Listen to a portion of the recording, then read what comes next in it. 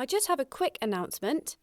I was completely insane to think that I could record, edit and produce one podcast a week and still live a normal life. So after these 2 special editions of VFFs, I'm going to change it to releasing VFFs once a fortnight. This will mean the quality will be higher and I will have some sort of life outside of my computer screen.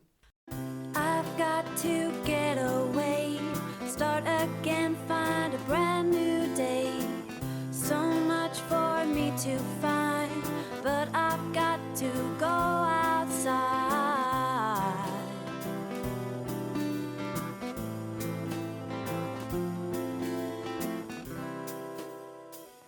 Happy New Year! Hello Van fans, welcome to another episode of VFF's Vanlife Podcast. It's 2021. That shit show of a year, 2020, is now a thing of the past. Thank goodness for that. Thank you to everyone that wrote to me telling me that they enjoyed last week's episode. The amount of people that have told me that it's inspired them to do a journey, or also people that have told me that listening to this podcast has inspired them to go out and get a van. I can't explain how happy that makes me feel. I just think, yes, go, do it, go on an adventure. If you would like to write to me, you can email VFFs, VFFspodcast@gmail.com, or you can go to the Facebook page as well. If you just type in VFF's Vanlife Podcast, it should come up. That's also a place where you can go to find out about any features that I'm going to be doing if you want to get involved and write to me. So, Vanlife Confessions. Yes, you loved hearing about people shitting themselves. Fabulous. I'm glad we're on the same page. Okay, I'm going to read out some more Vanlife Confessions. As I said last week, if you are easily offended, I would close your ears because they are pretty crude. Right.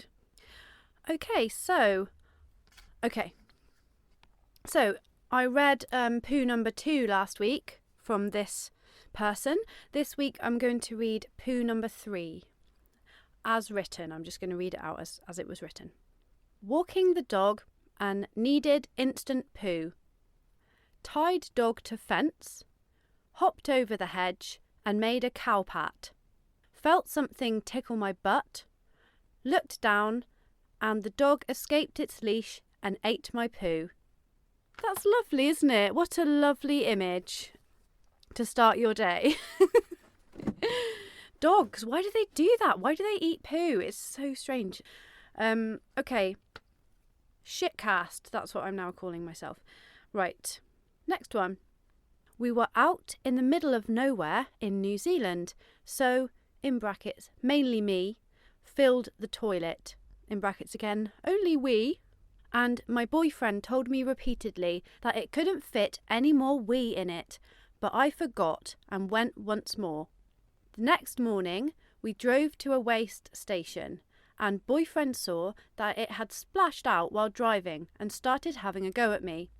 He was so mad that he picked it up in a huff and it slipped out of his hands, dropped and it erupted.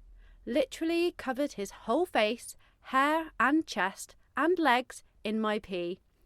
It was dripping from him. I just stood there with my mouth open, shocked, and then we heard laughing. There was a couple in the car behind that saw everything and were rolling around in their car. It was Christmas, so we had to drive for miles to find somewhere for him to shower.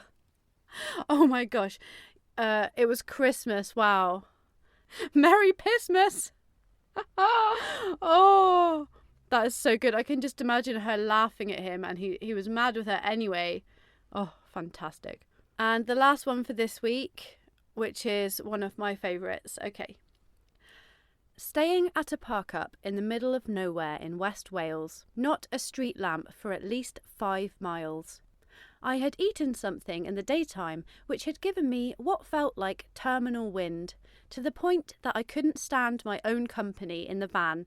I switched all the inside lights off so it wouldn't attract moths, opened all the windows and went for a stroll around the van. I noticed that it was a completely clear, starry night with no light pollution, and sat on a rock enjoying the night sky in all its glory. Feeling confident that I was all alone in the universe, I lifted my leg and did the longest fart I have ever done.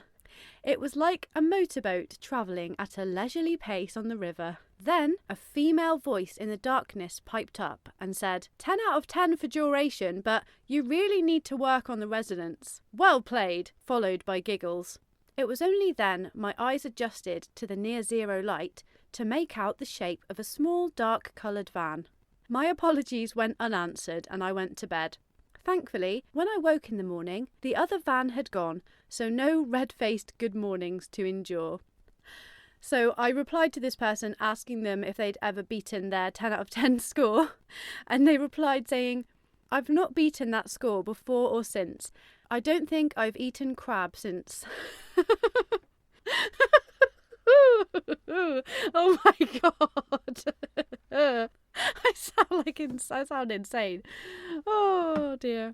Thank you for making my day. Just the image that it sounded like a motorboat travelling along a river at a leisurely pace. Oh yes. If you have any van life confessions you'd like to send me, you can email me, as I said, vffspodcast@gmail.com. The only other confession that I can think of is I really love to listen to music in my van and dance. If I'm feeling in the mood, I get my disco lights on and I just listen to like music and just jump around and dance and stuff. What I didn't realise when I'm dancing and listening to music in my van is that from outside, the whole van is just rocking back and forth. And to anyone looking on, I'm sure that the first thought that comes to their head is that there's someone having rampant relations inside the van. But it couldn't be further from the truth or any more innocent. It's literally just me dancing to music, just being like, woo, I love my life. And like, yeah, that's been really embarrassing sometimes when I've stepped outside and realised that people have been watching my van rocking up and down. But I try not to think about it now. Right, so it's time to rejoin my journey across Europe, and it's time for part 2 of Destination Bulgaria. Hope you enjoy it.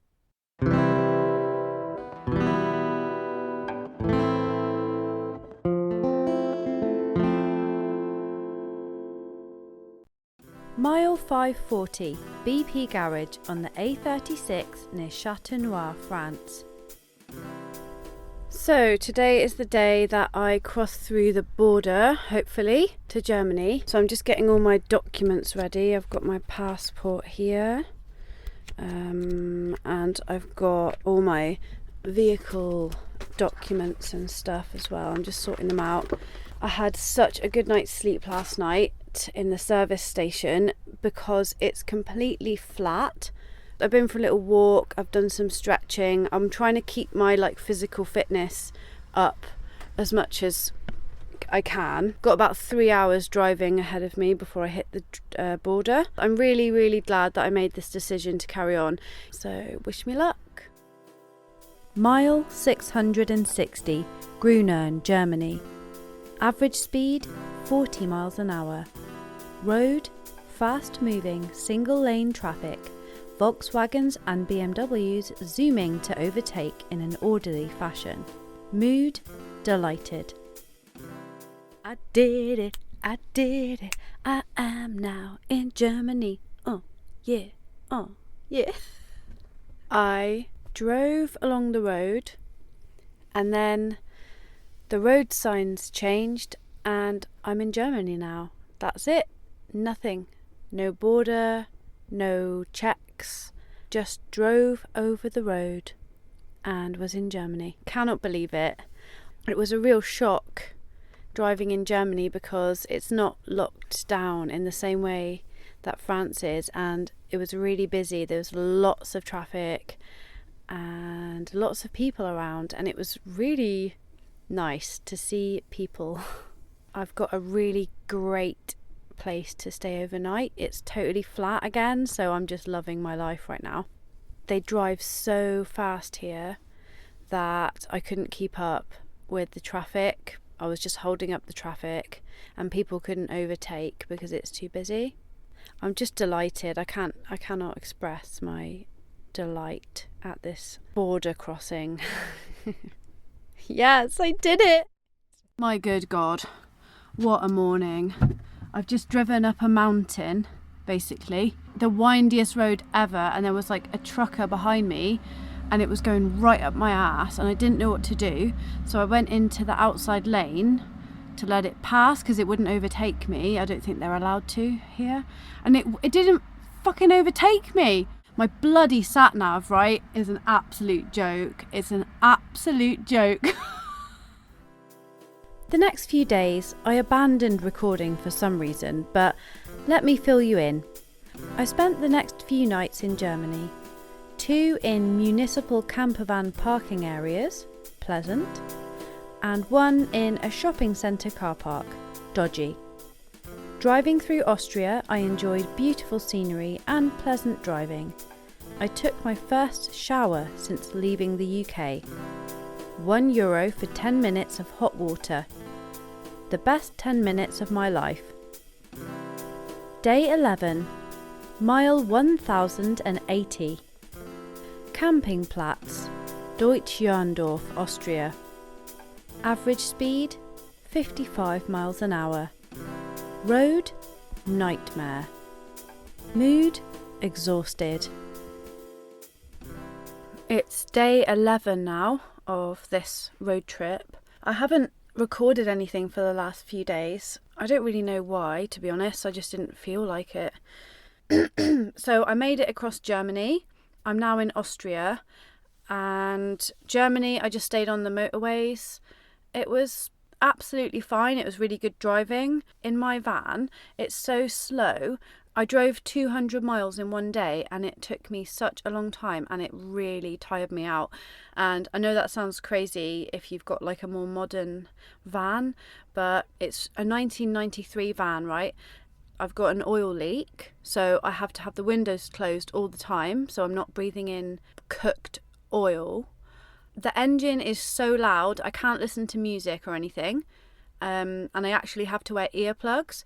I can hear the noises still of the road and everything. It just takes the edge off.